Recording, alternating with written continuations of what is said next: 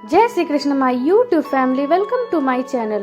मैं महाकाल की दीवानी आप सभी को भी महाकाल का दीवाना बनाने आई और आज मैं आप सभी के लिए लाई हूँ एक कहानी महर्षि दधीची की। तो वीडियो को ध्यान से सुनिएगा बिना स्किप करके। और अगर आप मेरे चैनल पर नए हैं तो मेरे चैनल को बेल आइकन प्रेस करके सब्सक्राइब कर लीजिएगा।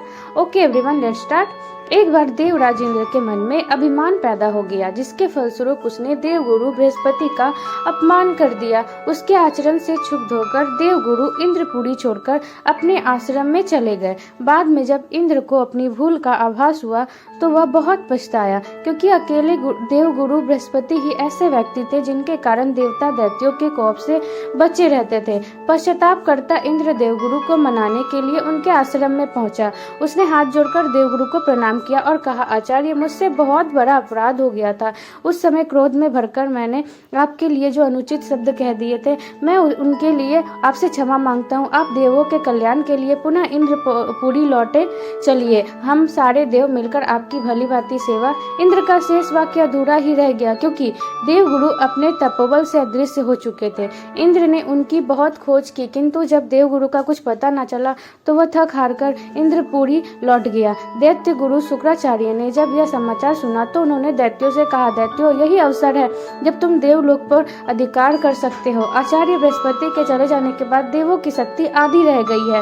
तुम लोग चाहो तो अब आसानी से देवलोक पर अधिकार कर सकते हो। उचित अवसर देखकर दैत्यों ने अमरावती को चारों ओर से घेर लिया और चारों ओर मार काट मचा दी। इंद्र किसी तरह जान बचाकर वहां से भाग निकला और पितामह ब्रह्मा की शरण में पहुंच गया। वह करबद्ध होकर ब्रह्मा जी से बोला, पितामह, देवों की रक्षा कीजिए। दैत्यों ने अचानक हमला करके अमरावती में मार काट मचा दी है। वे चुन चुनकर देव योद्धाओं का वध कर रहे हैं। मैं किसी तरह जान बचाकर यहाँ तक पहुँचा हूँ। पितामह ब्रह्मा आचार्य बृहस्पति के देवलोक छोड़ जाने की बात सुन चुके थे। वे बोले, यह सब तुम्हारे अहंकार के कारण हुआ है देवराज। अब भी तुम यदि आचार्य बृहस्पति को मना सको और उन्हें देवलोक में ले आओ तो वे दैत्यों पर विजय प्राप्त करने का कोई उपाय तुम्हें बता देंगे। मैं अपनी भूल पर बहुत पश्चाताप करता उन्हें खोजने के लिए गया था पितामह, किंतु मेरे देखते ही देखते हुए अपने तपोबल से अदृश्य हो गए। इंद्र ने कहा, आचार्य तुमसे कुपित है। इंद्र ब्रह्मा जी ने कहा, अब जब तक तुम उनकी आराधना करके उन्हें स्वयं सम्मान पूर्वक देवलोक नहीं ले जाओगे, वे अमरावती नहीं आएंगे। फिर क्या किया जाए पितामह? आचार्य का कुछ पता ठिकाना भी तो हमारे पास नहीं है। उन्हें खोजने में समय लगेगा। तब तक तो दैत्य संपूर्ण अमरावती को जलाकर राख कर देंगे। इंद्र की बात सुनकर ब्रह्मा जी ने अपने नेत्र बंद कर लिए। वे चिंतन में डूब गए। कुछ देर बाद उन्होंने अपने नेत्र खोले और इंद्र से कहा, इंद्र, इस समय भूमंडल में सिर्फ एक ही व्यक्ति है जो तुम्हें इस आपदा से मुक्ति दिला सकता है, और वह है महर्षि त्वष्टा का महाज्ञानी पुत्र विश्वरूप। अगर तुम उसे अपना पुरोहित नियुक्त कर लो तो वह तुम्हें इस संकट से मुक्त करा देगा। पितामह का परामर्श मानकर देवराज इंद्र महर्षि विश्वरूप के पास पहुंचे। विश्वरूप के 3 मुख थे। पहले मुख से वे सोमवल्ली लता का रस निकालकर यह करते समय पीते थे। दूसरे मुख से मदिरा पान करते तथा तीसरे मुख से अन्न आदि भोजन का आहार करते थे। इंद्र ने उन्हें प्रणाम किया तो महर्षि ने पूछा, आज यहाँ कैसे आगमन हुआ देवराज? आप किसी विपत्ति में तो नहीं फंस गए? आपने ठीक अनुमान लगाया है मुनिश्रेष्ठ। इंद्र ने कहा, देवों पर इस समय बहुत बड़ी विपत्ति आई हुई है। दैत्यों ने अमरावती को घेर रखा है। चारों ओर त्राही त्राही मची हुई है। विश्वरूप मुस्कुराए बोले, तो देवों और दैत्यों का पुराना झगड़ा है देवराज। दोनों ही महर्षि कश्यप की संतानें हैं, इसलिए कोई एक दूसरे से छोटा नहीं बनना चाहता। तुम्हारे इस झगड़े में मैं क्या कर सकता हूँ? देवों को इस समय आपकी सहायता की आवश्यकता है मुनिश्रेष्ठ। सिर्फ आप ही उनका भय दूर कर सकते हैं। इस प्रकार इंद्र ने जब विश्वरूप की बहुत अन्याय विनय की तो विश्वरूप पिघल गए। उन्होंने देवों के यज्ञ का होता पुरोहित बनना स्वीकार कर लिया। वे बोले, देवों की दुर्दशा देखकर ही मैंने आपके यज्ञ का होता बनना स्वीकार किया देवराज। तत्पश्चात उन्होंने देवराज को नारायण कवच प्रदान करते हुए कहा, यह कवच ले जाओ देवराज। दैत्यों से युद्ध करते समय यह न सिर्फ तुम्हारी रक्षा करेगा बल्कि तुम्हें विजयश्री भी प्रदान करेगा। विश्वरूप से नारायण कवच प्राप्त करके देवराज पुनः अमरावती पहुंचे। उनके वहां पहुंचने से देवों में नए उत्साह का संचरण हो गया और वे पूरी शक्ति के साथ दैत्यों पर टूट पड़े। भयंकर युद्ध छिड़ गया। इस बार इंद्र के पास नारायण कवच होने के कारण दैत्य मैदान में नहीं ठहर सके। वे पराजित होकर भाग खड़े हुए। विजयश्री देवताओं के हाथ लगी।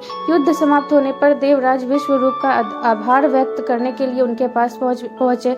बोले, आपकी कृपा से हमने दैत्य पर विजय प्राप्त प्राप्त कर ली है मुनिवर। अब हम इस यज्ञ करना चाहते हैं जिसके फलस्वरूप देवलोक हमेशा के लिए दैत्यों के भय से मुक्त रह सके, और आप हमें वचन दे ही चुके हैं कि उस यज्ञ का होता होंगे, तो कृपा करके आप हमारे साथ चलिए। देवराज के अनुरोध पर विश्वरूप अमरावती पहुंचे।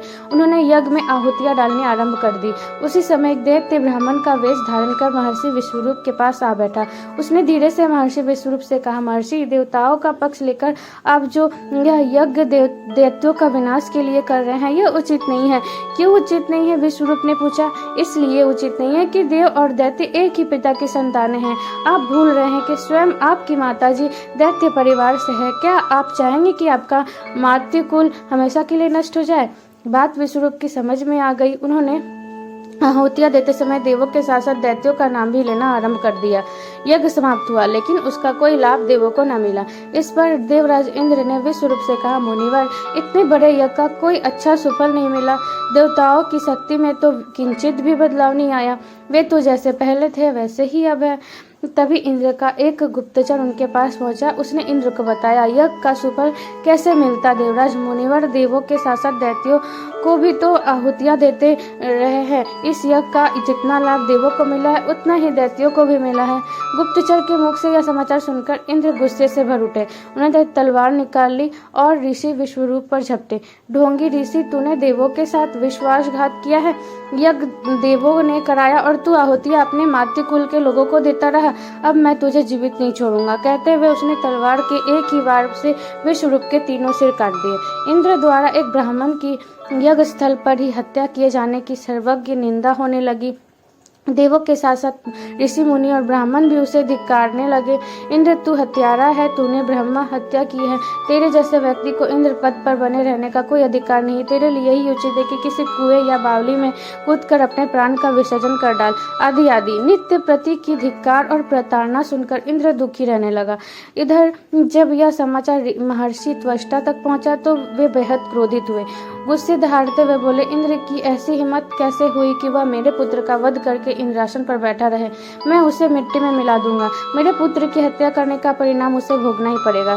त्वष्टा उसी दिन यज्ञ करने के लिए बैठ गए। यज्ञ की समाप्ति पर यज्ञ वेदी से एक पर्वत के समान आकार वाला दैत्य प्रकट हुआ। उसके एक हाथ में गदा और दूसरे हाथ में शंख था। उसने झुककर ऋषि को प्रणाम किया।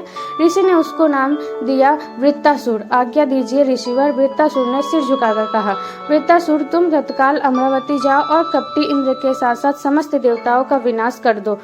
महर्षि त्वष्टा ने क्रोध से कांपते हुए आदेश दिया। त्वष्टा का आदेश पाते ही वृत्तासुर वायु वेग से देवलोक की ओर उड़ चला। वृत्तासुर ने अमरावती में पहुंचकर देवों का विध्वंस करना शुरू कर दिया।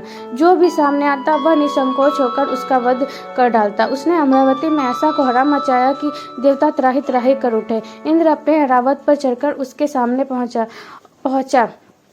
और उस पर वज्र प्रहार किया, किंतु वृत्तासुर ने एक ही झटके में उसके हाथ से वज्र छिनकर दूर फेंक दिया। इस पर इंद्र ने उस पर आग्नेय शस्त्रों से आक्रमण किया, किंतु उनका किंचित भी असर वृत्तासुर पर न हुआ। किसी खिलौने की तरह उसने इंद्र के हाथ से उसका धनुष छीन लिया और उसे तोड़कर एक और फेंक दिया। फिर वह अपना भयंकर मुख खोलकर इंद्र को खाने के लिए उसकी ओर झपटा। यह देखकर इंद्र भयभीत हो गया और ऐरावत से कूदकर अपनी जान बचाने के लिए भाग निकला। पीछे वृत्तासुर अपने भयंकर अट्टहासों से अमरावती को गुंजाता रहा। देवराज भागकर सीधे पहुंचे विष्णु लोक में भगवान विष्णु के पास। रक्षा कीजिए देव, देवताओं को बचाइए। उसने आर्त स्वर में भगवान से विनती की। देवों को वृत्तासुर के कोप से बचाइए, अन्यथा वह समस्त देव जाति का विनाश कर डालेगा। यह सुनकर भगवान विष्णु ने भी उसे धिक्कारा। कहा, इंद्र एक ब्राह्मण और वह भी ऐसा जो तुम्हारे यज्ञ का संचालन कर रहा हो, उसका यज्ञ स्थल पर ही वध करके तुमने समस्त देव जाति को कलंकित कर दिया। तुमने अक्षम्य अपराध किया है। महर्षि त्वष्टा ने तुम्हारे लिए उचित दंड का निर्णय किया है। मुझे अपने कृत्य पर बहुत पश्चाताप हो रहा है। हे प्रभु, मैं उस समय क्रोध में अंधा हो रहा था, इसलिए ब्रह्म हत्या जैसे पाप कर बैठा। मुझे क्षमा कर दीजिए और मुझे उस महाभयंकर दैत्य से मुक्ति दिलाइए। इंद्र ने शर्मिंदगी भरे स्वर में कहा। देवेंद्र श्री हरि बोले, इस समय मैं तो क्या, स्वयं भगवान शिव अथवा ब्रह्मा जी भी तुम्हारी रक्षा नहीं कर सकते। तुम्हारी रक्षा तो पृथ्वी पर एक ही व्यक्ति कर सकता है। वह कौन है देव? महर्षि दधीची। विष्णु बोले, सिर्फ वे ही तुम्हारी रक्षा कर सकते। तुम महर्षि दधीची के आश्रम में जाओ और उन्हें प्रसन्न करके किसी तरह उनके शरीर की हड्डियां प्राप्त कर लो।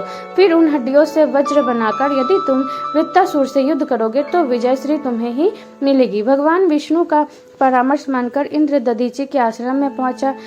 महर्षि दधीचि उस समय समाधि लगाए बैठे थे। उनकी कामधेनु उनके निकट खड़ी थी। इंद्र महर्षि की समाधि भंग होने की प्रतीक्षा करने लगा। फिर जब महर्षि ने अपनी समाधि भंग की तो उनकी दृष्टि करवद खड़े इंद्र पर पड़ी। महर्षि ने हंसते हुए पूछा, देवेंद्र, आज इस मृत्युलोक में तुम्हारा आगमन क्यों कर हुआ? देवलोक में सब कुशल तो है? कुशलता कैसी?